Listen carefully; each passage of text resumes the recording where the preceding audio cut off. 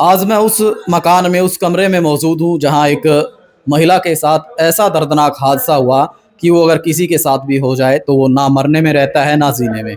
तो आप देख सकते हैं ये बेड की जो बेडशीट है और तकिए हैं ये बिल्कुल जले हुए हैं, और ठीक इसी प्रकार उस महिला का चेहरा और उसका पूरा बदन भी जो है जला हुआ है, जो यहाँ पर रेस्ट कर रही थी।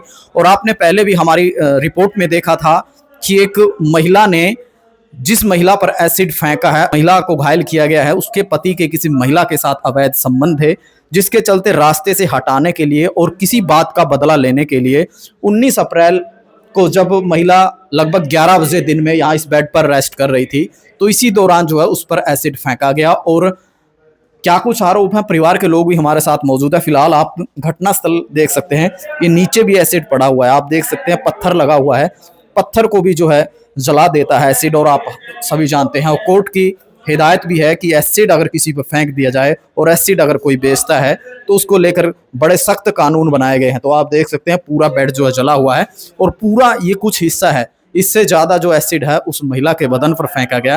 तो परिवार के लोग और क्या कुछ खुलासा करते हैं इस मामले में, तो बात करते हैं परिवार के लोगों से। इस मामले में जब बेटी पर एसिड अटैक किया गया, तेजाब फेंका गया, इससे बड़ा कोई हमला हो नहीं सकता। एक मानवता की सभी हदों को पार करते हुए ये हमला हुआ है। मेरा इस मामले में कहना है, देखो जितनी निंदा की जाए उतनी कम है, जितनी हम कहें कि मानवता की हदों को पार किया गया है, ये शब्द भी छोटे पड़ जाते हैं। रही बात बेटी के साथ न्याय की, न्याय हमें चाहिए। और जो जिस तरह से चैन खींची गई है बेटी की, पैसे की भी बात आई है, कुछ कुछ लाखों रुपए लेकर गए हैं, और जिस साजिश के तहत ये किया गया है उस पूरी साजिश का भंडाफोड़ होना चाहिए।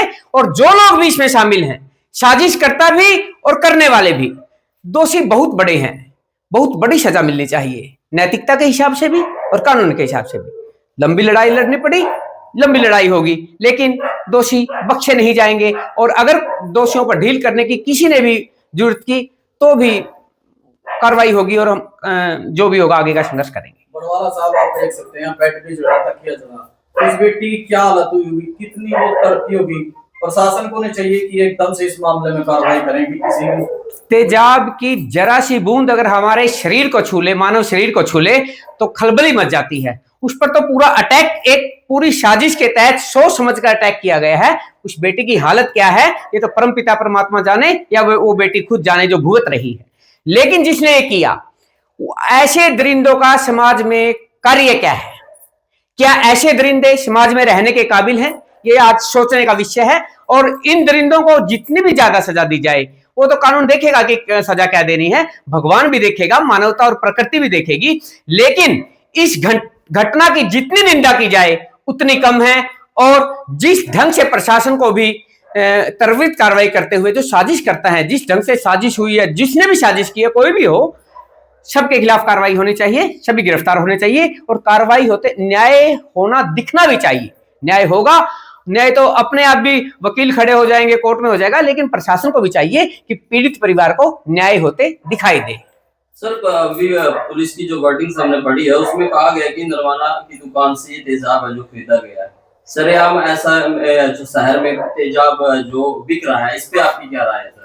देखिए, ये एक अलग विषय है। अगर शहर में शरेआम कोई भी जाकर तेजाब लेकर किसी पर फेंक दे तो इसके बारे में तो सुप्रीम कोर्ट की भी डेडलाइन है। और मैं स्पष्ट रूप से नरवाना प्रशासन को चेताना चाहूंगा कि अगर हमारे शहर में ऐसा तेजाब बिक रहा है, कोई भी जाकर किसी भी लड़की पर फेंक दे, किसी पर अटैक कर दे, तो उसे तुरंत प्रभाव पर जो बेचने वाले हैं उन पर तुरंत कार्रवाई होनी चाहिए। और ये तेजाब बिकना बंद होना चाहिए। प्रशासन बंद करवाता है तो ठीक है, वरना हम सख्त कदम उठाएंगे और शहर में ऐसा तेजाब रहने नहीं देंगे जो किसी की जानलेवा हो सकता है।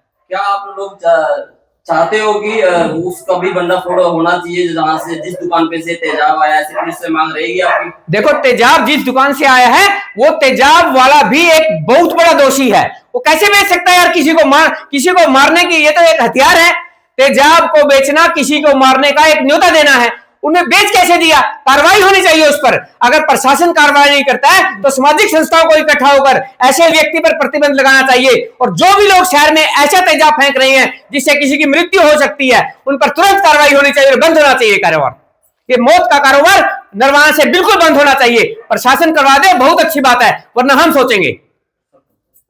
और जिस तरह से नशे की बताया गया कि नशीला पदार्थ देकर जो बेहोश करके फिर तेजाब डाला गया है, तो ऐसे बड़े सस्ते तरीके से जो नशीली दवाइयां भी है जो स्टोरों से बिक रही है। देखिए, ये सभी नरवाना प्रशासन को भी संज्ञान में लेना चाहिए। और प्रशासन किस काम क्या कर रहे हैं फिर? अगर सरेआम तेजाब बिक रहे हैं, सरेआम नशा बिक रहा है, तो प्रशासन का काम कहां है?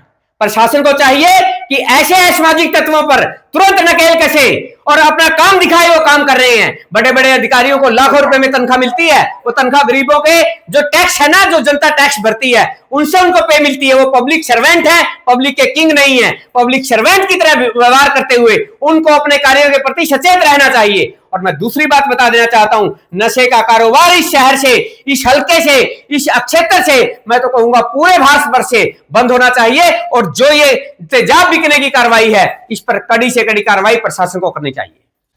हमारी बहन के साथ जो इतना पूरी तरह से बड़े निर्दयी तरीके से, मानवीय तरीके से मारने का प्रयास किया गया, और लगातार गांव के लोगों को, इनके आस पड़ोस के लोगों को, पूरे दबलान गांव के लोगों को, उस जो वो थी बिठमुड़ा की रहने वाली थी, उस परिवार को हमने पहले भी 5-10 साल से मुद्दा लगातार ये ऐसे ही चलता जा रहा था। हमने बार बार समाज के लोगों को भी और इनके परिवार रिश्तेदारों को भी बार बार इनको जा करके बोला है, लेकिन